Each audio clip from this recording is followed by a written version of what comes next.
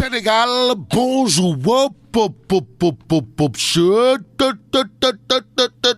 Voilà ce qu'il a lieu de dire en lisant Tribune quotidienne ce matin. Le journal en tout cas révèle mauvaise nouvelle sur la situation du Covid-19. Il s'agit de quoi encore? Eh bien, Omicron dépose ses valises au Sénégal. Vous le déconnez? Voilà, en tout cas, deux cas enregistrés à Dakar. Voilà ce que renseigne Tribune ce matin. Ce matin, le journal du groupe des médias a ajouté: il s'agit d'un homme de 25 ans ayant séjourné à Skaturbam. Bon, une femme de 28 ans qui a séjourné dans un hôtel de la place. Voilà ce que souligne Tribune quotidienne au chapitre des 2 cas enregistrés à Dakar du variant Omicron. Bon, faut-il avoir peur de ce variant? C'est l'interrogation Kourmaïfal et Bolde Mourid, signé Tribune quotidienne ce matin. Réumi quotidien révèle Omicron, 3 cas positifs détectés au Sénégal. Y a-t-il lieu de dire oui, Samande Yoy? En tout cas, retenons tout simplement et tout bonnement le titre qui barre la une de l'As quotidien, à savoir nouveau variant de la Covid-19, Omicron. Eh bien, Omicron fait son entrée au Sénégal. Et là, l'As quotidien d'indiquer tout simplement et tout bonnement ce qu'il y a lieu de faire, à savoir remettre les masques par la force dans les mbam. Même s'il est dit mbam gat de Waïsi Djurgi Lobok, retenons la une de Source A, le journal en tout cas d'indiquer après leur communication en solo, in the pet sur la découverte du variant Omicron, Pasteur et IRSF se font tirer les oreilles gamme. Pour l'instant, Source A d'indiquer que le ministère de la Santé et de l'Action sociale n'a pas aimé, alors là, pas du tout aimé, que les deux instituts, au nom d'une rude concurrence, finissent par installer le désordre dans un pays qui dispose d'une direction générale de la santé dotée d'une division de la surveillance des maladies. Bon, révélation sur les 3 cas positifs qui ont participé à un atelier. De la Société d'anesthésie réanimation d'Afrique francophone tenu au musée des civilisations noires et dont les organisateurs ont été reçus par Macky Sall. Aïe, sommes-nous tentés de dire? Et ce que dit critique le journal gravite autour d'une autre actualité. De quoi s'agit-il encore? Eh bien, de propreté et de cadre de vie. Et là, critique le journal de nous renseigner que Ndeketeyo, celui qui prend les pleins pouvoirs, c'est Abdoulaye Seydousso.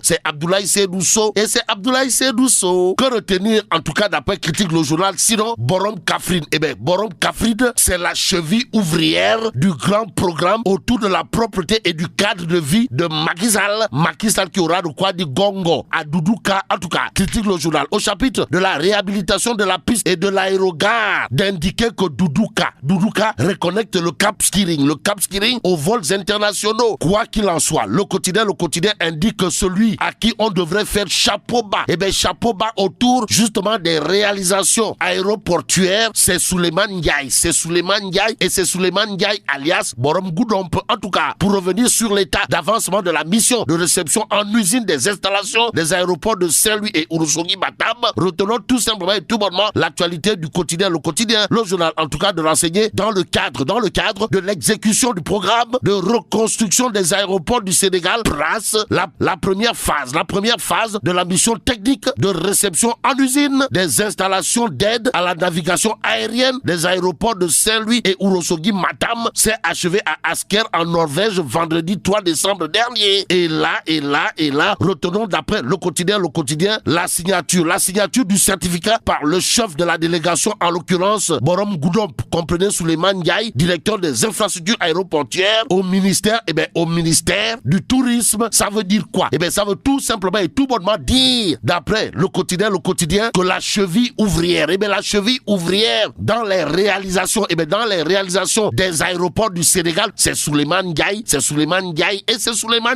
Au-delà de l'actualité de Borom Goudomp, Direct News s'intéresse à ce qui se passe à Lougolo à la veille des élections locales à venir. En tout cas, à la une de Direct News, on peut lire gonflé à bloc par les chefs religieux de Louga, Moustapha Diop, Setou Sakhewar Fatma, sans 100% marque son territoire local. Vous le déconnez? Wallahi talai. En d'autres termes, Direct News tient à expliquer que Ndeketeyo, le vrai Borom Louga. Eh bien, le vrai Borom Louga, c'est Setou Sarewar Fatma. Comprenez? Moustapha Diop, pourquoi? Eh bien, parce qu'en visite auprès des chefs religieux pour leur expliquer les réalisations et les projets en cours de la municipalité et décliner ses intentions pour la ville, les religieux en question ont adoubé. Eh bien, adoubé. Moustapha Diop indique Direct News. Le journal a ajouté 20 millions de francs CFA. 20 millions de francs CFA ont été alloués par la mairie au Dara. Eh bien, au Dara, au lieu de 4 millions en 2014, comme le disent les Seytanés contre Moustapha Diop. En tout cas, Moustapha Diop aura de quoi faire du turpi fait mbote. En lisant Direct News qui nous renseigne que les deals de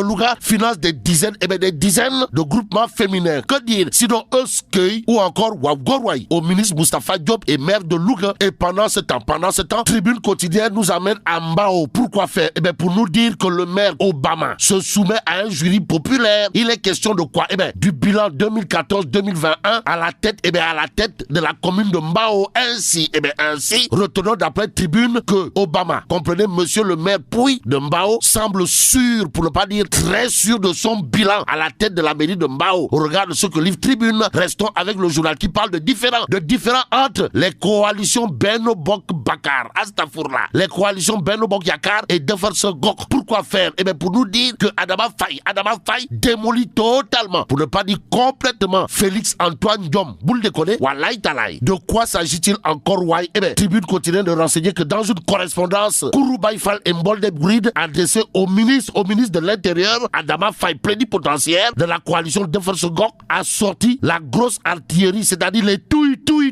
en déclarant: nous ne sommes pas, alors là, pas du tout surpris du contenu de votre lettre numéro 3378 du 1er décembre 2021, dans laquelle vous nous enlevez de force nos couleurs et nos symboles sans raison objective et sans base juridique valable. Quoi qu'il en soit, retenons tout simplement dans cette histoire le savon passé par Adama Faye à Tony, comprenez, Antoine Félix Diome. Bon, terminons avec Libération ce matin. Le journal en tout cas parle de flanc des mamelles avec le patron de Sofico, les héritiers de feu Baïbar Ndiar Gay et le site protégé, histoire de nous renseigner Tahirou Sarr, encore Tahirou Sarr, toujours Tahirou Sarr, les 6,639 mètres carrés d'un scandale. Et là, mais là t'es dong de Tchei Fougnou Djamati. Bon, vive le Sénégal.